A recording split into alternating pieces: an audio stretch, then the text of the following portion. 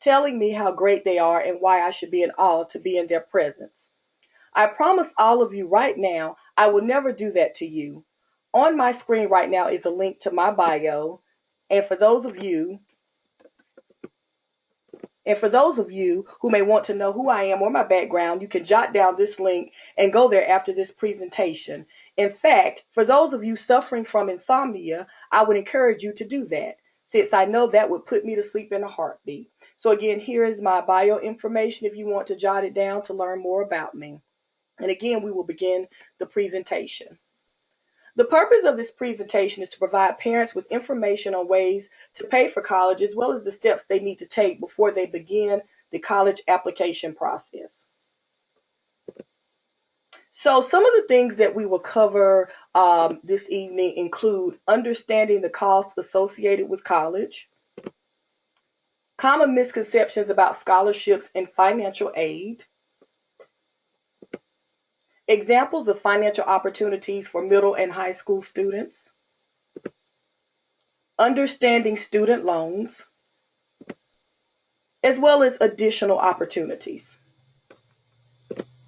So one of the first things that I like to do when I'm speaking with families regarding the college planning process is to actually speak with them, actually talk to them about the cost of college. One of the first steps into keeping your child out of debt is to actually understand the cost, because there are differences in the types of colleges. So what I'm going to do is actually share some figures with you for 2-year and 4-year universities, as well as private universities. So for example, for a public 2-year college for in-state students, the tuition is around $3,131 a year. And of course, this will actually vary depending on the location and the region, but this is just to give you an estimate because these costs do increase every year. For a public 4-year college for in-state students, this cost is around $8,655 per year. For a public 4-year college for out-of-state students, this would range from about $21,706 per year. A private 4-year college would be around $29,056 a year.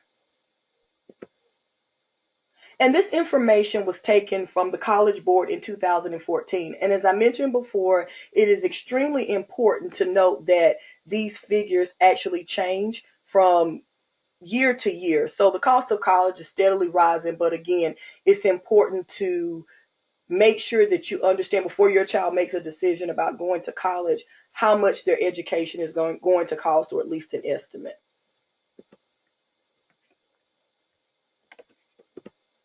So the next thing that we will cover is common misconceptions around college planning. One of the things that I've heard parents say before is that I've saved enough money for my child to go to college. Now, this is wonderful. So the earlier that you start, the better. So if you've saved thousands for your child to go to college, then that's awesome. However, that's a totally separate issue from making sure that your child is actually prepared to apply to the colleges of their choice. So again, that's a misconception. Again, even though you have enough money saved, the purpose of this webinar is to talk about how to make sure that your child is actually prepared. Another misconception is my child doesn't need to start planning until the 11th or the 12th grade. Now, again, this is a common misconception. I hear this a lot. Actually, if you're a parent and you have a child that's finishing up their 11th grade year, you don't want to wait any later than this summer to begin the process of talking about the schools that they want to discuss, to attend, as well as whether or not what kinds of scholarships they're going to apply to. Are they going to stay in state or out of state? Because once their 12th grade year comes around, it is extremely stressful. And I've seen this firsthand, trying to cram in, trying to apply to colleges, trying to apply for scholarships, continuing the activities that you already have, such as your classes, if you're working, and other outside activities. So that is one of the biggest misconceptions. And we'll talk about in a moment how early you should start. Another misconception is the FAFSA, which is the free application for student aid, is the only source of financial aid. So again, this is where the government decides how much money that your child qualifies for based off of your income, your child's income, any assets that you have. So again, this is just one type of financial aid which comes from the government. If you've ever heard of the Pell Grant before, then the Pell Grant is the source that comes from the FAFSA application that you complete. So again, this is not the end all to the be all. So another misconception, which is totally related to the FAFSA, is we make too much money to qualify for outside scholarships. Again, I've had the conversation with parents that say, there's no reason for you to help us because my child, we don't qualify for anything. But there are many scholarships out there that could care less about the types of income that you have, the assets. There are many that don't even care about the GPA of your child. So again, it's very important to make the distinction between what the FAFSA is versus other types of scholarships. You do have need-based scholarships, you have merit-based scholarships, you have scholarships out there that write about your favorite ice cream or make me laugh. And I'm going to talk to you some more to give you some of those examples of the scholarships that exist that have nothing to do with your need or your income. And another misconception, again, things that parents have spoken with me about, is my child will get into college and receive scholarships because he or she has good grades and is a good writer. And so it is important to understand that your child can be a good writer. However, when we're looking at essays for scholarships, and I've actually served on several committees where I've actually read scholarships, and I actually have a scholarship that I give in my community, and we have several different sets of criteria along with writing an essay. It is important that your child conveys why they need the essay. They really need to talk about what their major is going to be. A lot of times the scholarships, I know mine included, will talk about those things that need to be included in the essay. So it's very important that they actually follow the directions, but also you want to be able to touch the committee's heart with what you're writing. And so again, I've seen lots of essays that were well written, but they failed to talk about why they needed the scholarship, what the scholarship would do for them, as well as what they plan to do career-wise. So those are just some of the tips. So preparation before college. When should you begin preparing? Well, I tell parents as early as seventh grade. You can never start too early, but the reason why I said seventh grade is because there are scholarships that exist for middle school students. And we're going to talk about a few of those in just a moment. But you should begin preparing in middle school because there are scholarships. There are actually scholarships to attend summer enrichment programs that talk about college. So again, and a lot of those start with seventh grade, and the child at least needs to be 13 years of age. So you want to begin taking advantage of those opportunities. So that way, again, by the time your child reaches their 12th grade year, you will not have to cram all of those things into that senior year. Again, I cannot stress it enough. It will be a total nightmare and it's very stressful. So again, seventh grade. And so in seventh grade, you would start talking with your child about what they're interested in as far as a career, what kinds of courses and things that they may need to take. And again, making sure that they have the leadership opportunities. So again, when we talk about courses, let's say if your child wants to be a veterinarian or a social worker, even if they maybe don't know the name of their career, if you just at least ask them questions to see if they're interested in working with people, animals, computers, whatever it is, then you can start to explore different types of careers with them and visit, maybe different colleges' websites to look at some of the courses that are offered and the requirements for admission so that you're making sure that you're putting your child on the right track. So they're, again, not waiting to their senior year to try to get the courses that they need.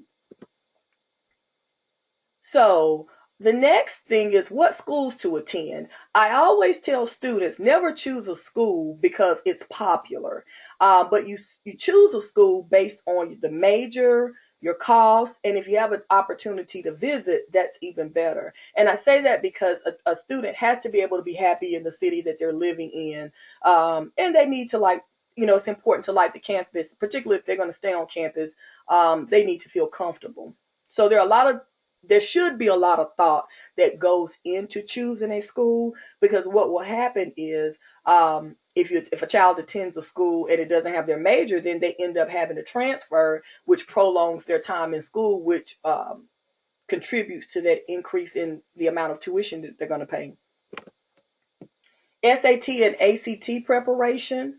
Again, speaking from personal experience, I've seen students that have really good grades. They're well-rounded, but they don't have what they need on the SAT or the ACT, and this is extremely critical. Different schools have different criteria as to what an acceptable SAT or ACT score is. So it is extremely important that you don't wait to the senior year again to take the SAT. And actually, you don't have to wait till your child's junior year to take the PSAT or the practice SAT. A lot of parents don't know that although it's practice, if your child scores high enough, then there are actually opportunities for your child to receive scholarships. If they make a certain score on the PSAT, then they're actually entered into a pool where they could receive thousands of dollars in merit scholarships. So again, you do not have to wait until the 11th or 12th grade, definitely not the 12th grade, because what I've seen actually happen with students is that some of the schools will actually put their applications on hold until they retake the SAT. And again, these have been really good students, but that's just the reality that we're actually living in. So again, you don't want to have your student under that type of stress. So when we talk about college and scholarship applications, again, I mentioned leadership experiences. So let's say, for example, if your child participates in a church group, or if they're a part of an organization in the community, you want to start to talk to them about the opportunities to be a leader. For example, if your church is offering some type of, let's say they're going to feed the community, so this may be an opportunity for your child to take the lead and to connect or contact with leaders of the groups in your church, or people in the community, to ask for resources and donations, or recruit people to assist.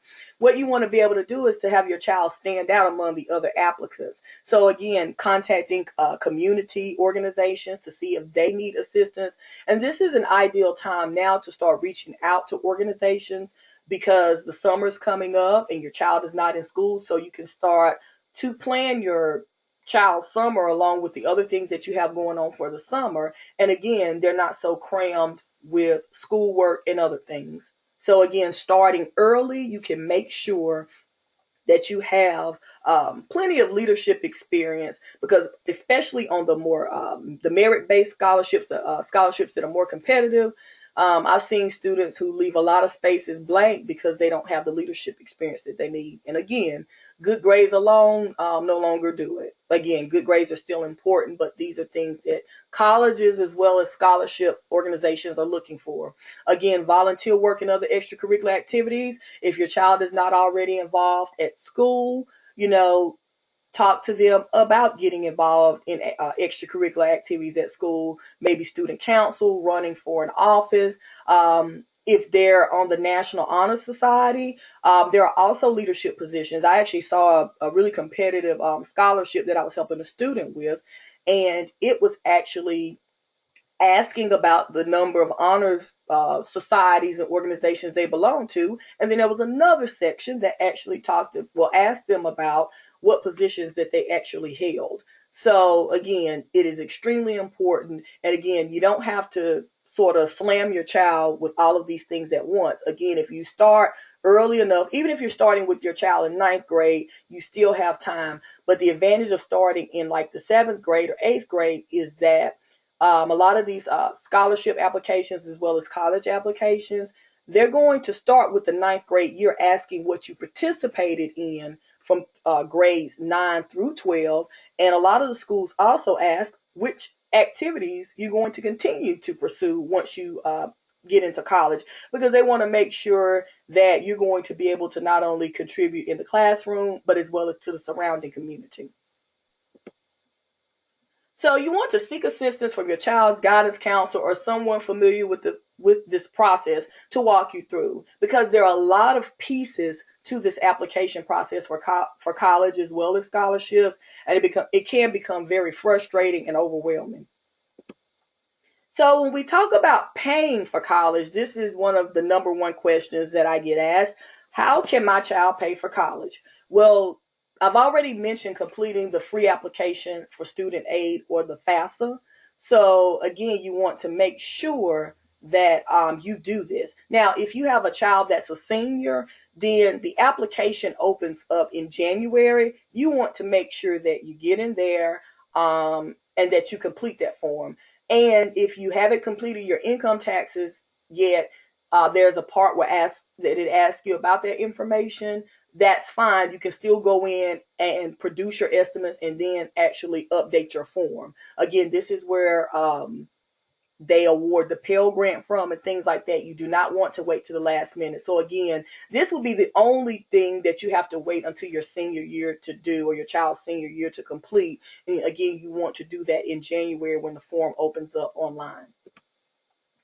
So scholarships, and I'm listing some overlooked sources here. Again, I mentioned the high school guidance counselor. If your child attends a high school, then a lot of times the students won't go to the guidance counselor. I know there are some schools that actually post scholarships, send out information, have the scholarship information on the website. So as a parent, you could also visit the school's website to see what scholarships are given or are going to be that students can apply for. Places of employment for parents and children. I know I've heard of places like Subway and Starbucks, just to name a few, that have scholarships for their employees. Also, it's not listed on here, but your banks. I always ask families that I'm working with, where do you bank at? If you bank at more than one place, make sure to ask, your banks, because there are some banks who have scholarships and things like that. So again, these are some of the common things that are overlooked. Places of worship. I grew up United Methodist, so I actually took advantage of being able to receive money from the United Methodist Conference all 4 of my years while I was in college, and this was money that came from the conference, but you had to apply. So, and a lot of times, well, depending on your denomination, not only do they have monies for kids, but they also have monies for parents. Also, my mother also was working on her 4-year degree at the same time that I was, and so she was also able to receive monies from the United Methodist Church, and they sent the check directly to us at that time, so that was wonderful. Books, although some say books are outdated, by the time they're written, you still don't want to overlook books, because the thing that we have now that works in our advantage is the internet. And so if you read something in a book, then go and check it out on the internet, Google it to make sure that it's still up to date. And of course, the internet is a good source, but you just have to know how to use it, which is one of the things that I work with families on, because there are a lot of scams out there and things like that. And plus, the internet is just limitless in the information that's out there. So there's a strategic way to go about also finding scholarships. So, paying for college, opportunities for middle school students. What I'm going to do is share just a few examples of scholarship opportunities that exist. And you will find that some of these are for elementary school students also.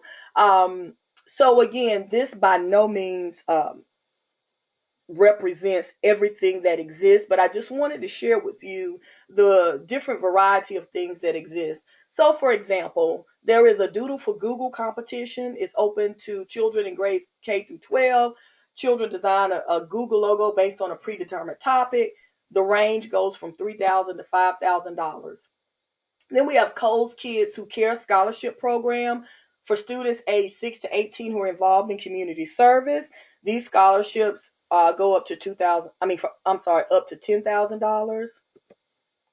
And then we have Ayn Rand's essay contest for eighth graders through graduate school. These essay contests range from $30 to $20,000. And these are actually some of the ones that I have found for actual students that I was, working with. So let's look at high school students. Again, these are just examples of what exists. Again, this is not an exhaustive list. There are thousands of dollars in scholarships that are out there. But creative persuaders, for example, create a commercial where you're talking to middle school students about the dangers of underage drinking. This is actually a scholarship for $3,000. Alzheimer's Awareness Scholarship. It's an essay contest on the impact of Alzheimer's disease and the impact that it has on their lives and others in their family and community. These scholarships actually range from $500 to $5,000. Then we have create a PSA and win a $15,000 scholarship where you create a video that highlights the importance of safer teen driving. So again, you have some scholarships that are going to be essay based, some where you can make videos. And so again, if you have a really creative child, this is a great opportunity for them to capitalize off of some of these things. I always tell parents that the students who get the most scholarships are those students who take advantage of everything. So, and with a child being creative, I wasn't a very creative child, so maybe those aren't the best scholarships for your child, but I just wanted to give you an example of the things that exist. So if they're good at writing, then, the essay-based contests are also great, but if they can do all of it, that's even better. So here are some additional resources when we're talking about paying for college. Studentaid.ed.gov. Again, this will be recorded, so you will be able to go back and look at these links. Fastweb.com is one of my favorite sites. It's a database where your child can go in and complete a profile about themselves, and you can actually set it up so that it comes straight to your email. And you receive daily emails about a variety of scholarships and also tips on applying to college. It's just a great site and a commonly overlooked one. Then you have the CFNC.org, or the College Foundation of North Carolina. This is also a site that sometimes students overlook. Usually in North Carolina, students have to go through CFNC to apply to most universities. However, they also have several scholarship links for students in North Carolina, and they also have a database of scholarships that students can look into. So when your child is filling out their applications, and CFNC usually has like a free application week in November where they can go online and complete their college applications. Also take a look at the scholarships that they have. And again, you keep seeing the free application for federal student aid, the FAFSA, because again, this is if your child is in 12th grade, you want to make sure and do it at the beginning of that senior year in January so that you can see if you qualify. But remember, worst case scenario, if the government says that your child doesn't qualify for financial aid, there are still many other resources. And there's the website, and again, you would go online to complete that. And again, I have the SAT and ACT information up here because if your child scores high enough on the SAT and the ACT, some colleges, and again, each school has their standards on, what a student should have as far as the SAT and the ACT. But if your student falls in a certain range, I've actually worked with students where their SAT score, ACT score was high enough that they actually waived the essay requirements in some cases for students, and they also enter them into scholarship pools and things like that. So again, I do want to say this, that the SAT and the ACT by no means actually dictate how smart or intelligent a child is. Again, it's something that, it's one of those things that you have to do in order to get into college. There are some colleges that don't put much weight on them, but it's what I call one of those necessary evils. So again, sometimes the opportunities to receive additional resources are tied up in those test scores. And you can visit the College Board um, to look at a lot of the information that they have there about the SAT and the ACT, as well as the testing date. So, there are opportunities for your child to take the test multiple times at different locations. Now we're going to get into something about student loans. And again, we want to try to prevent your child from having to take out student loans. And again, the FAFSA actually determines, as it relates to federal student loans, how much money, once if they offer your child Pell Grant or any small state grants, then the rest will be supplemented by student loans. Again, you don't have to take them, but they will offer them. So I wanted to talk to you about the different kinds of student loans so you have a basic understanding. The subsidized loans, the federal government pays on the loan while the borrower is in school.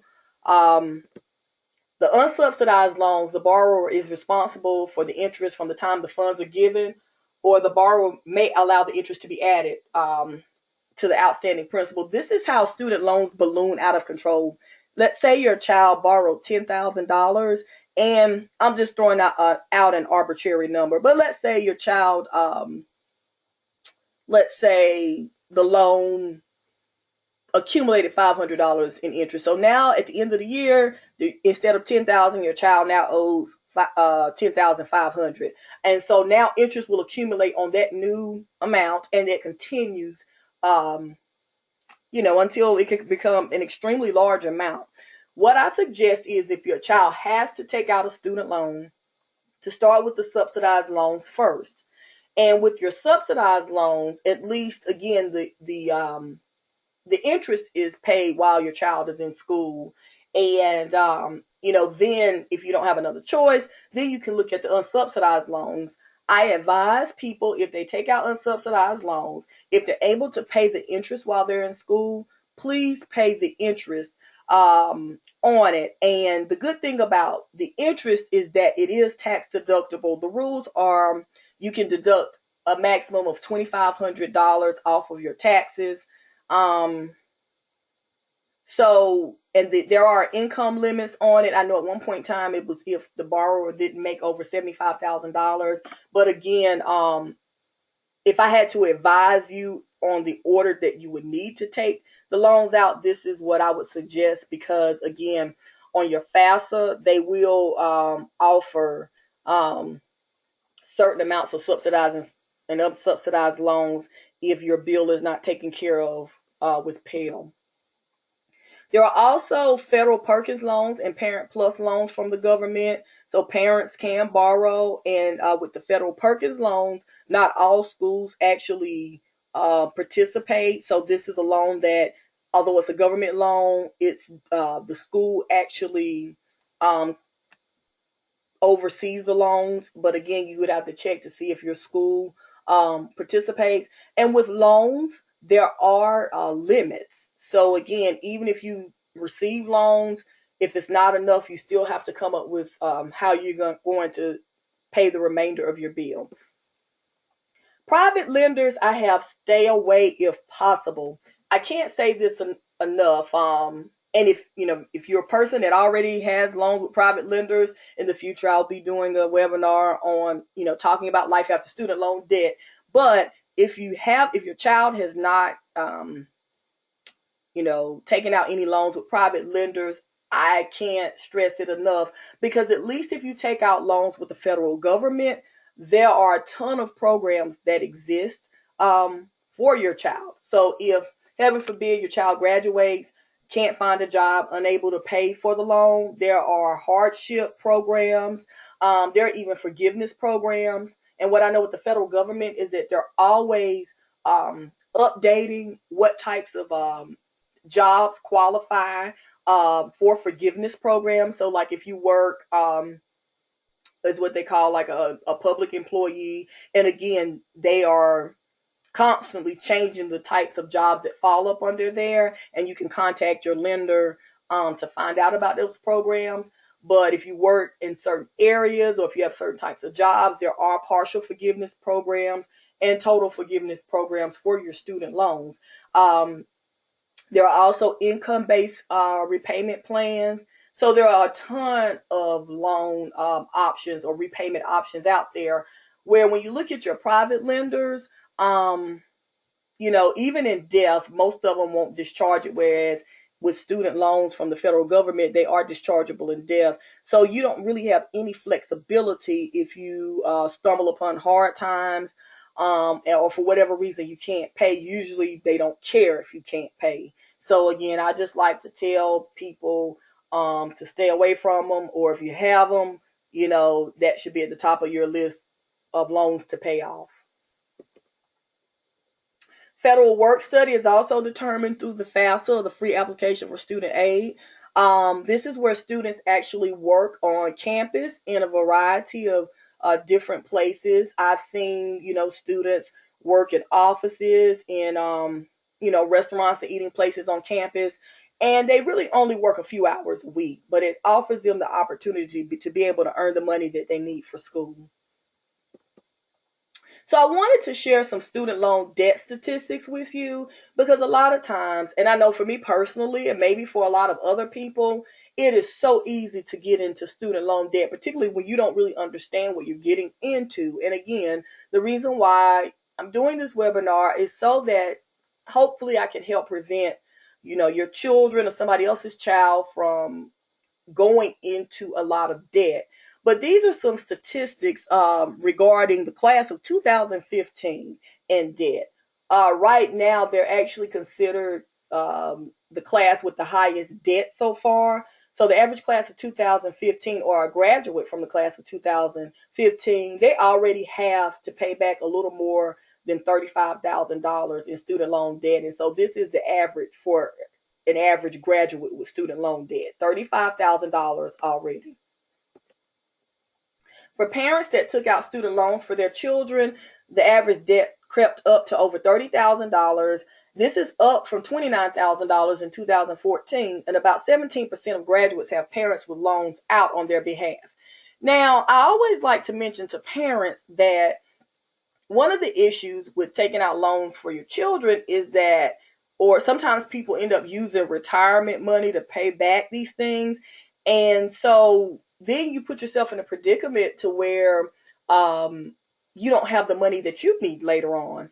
And the sad part about student loans is that student loan companies are now garnishing people's social security checks, which I think is awful. So I like to share that information with people because that's just really terrible in my opinion. But nonetheless, you really, really, really want to know what you're getting yourself into. There was a story about a man who was in his 60s, and this was either the latter part of last year, earlier this year, but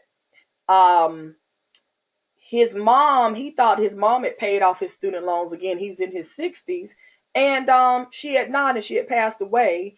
And so now they were garnishing his Social Security check. So again, this is another reality. If you're not able to pay back those loans and you're getting Social Security, then, they can always garnish your wages, but Social Security is not exempt from this.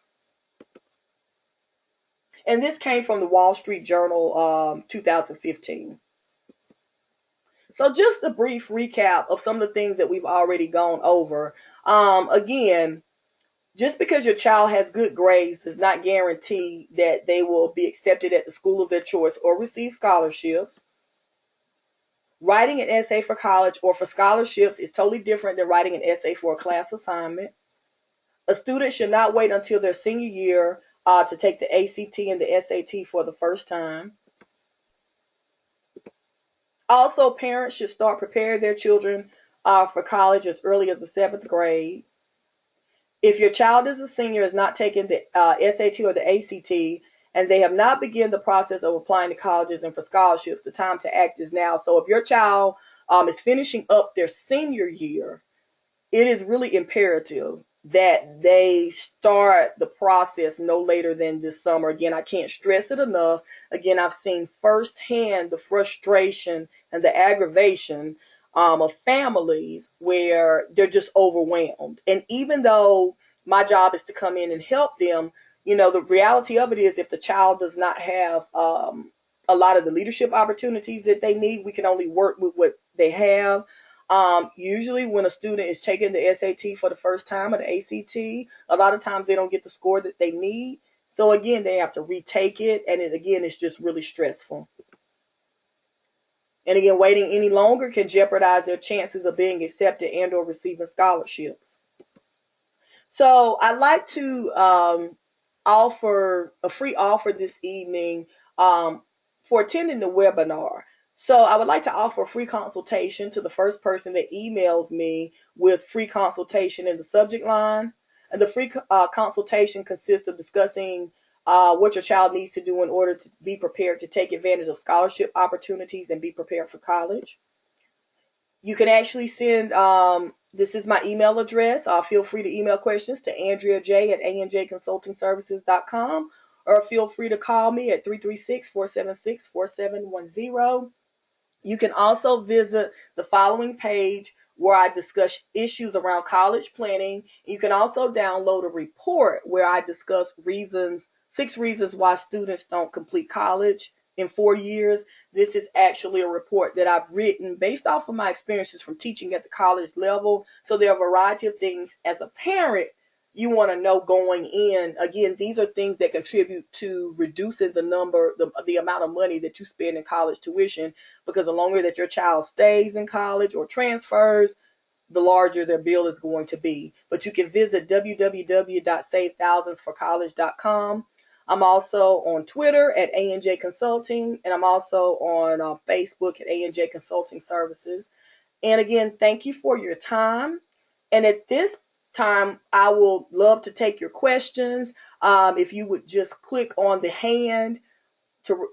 raise your hand icon, I will take questions that you have. But again, thank you so much for your time.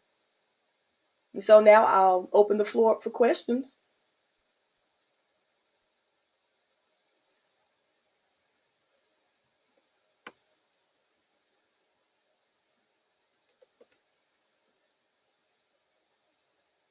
Any questions or any information that needs clarity? Feel free. Don't be shy.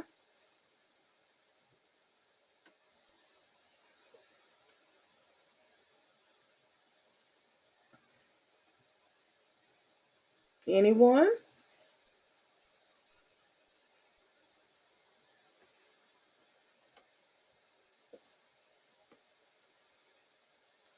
Let's see. I'm looking at some questions. So what I'll do is I don't see anybody with their hands raised.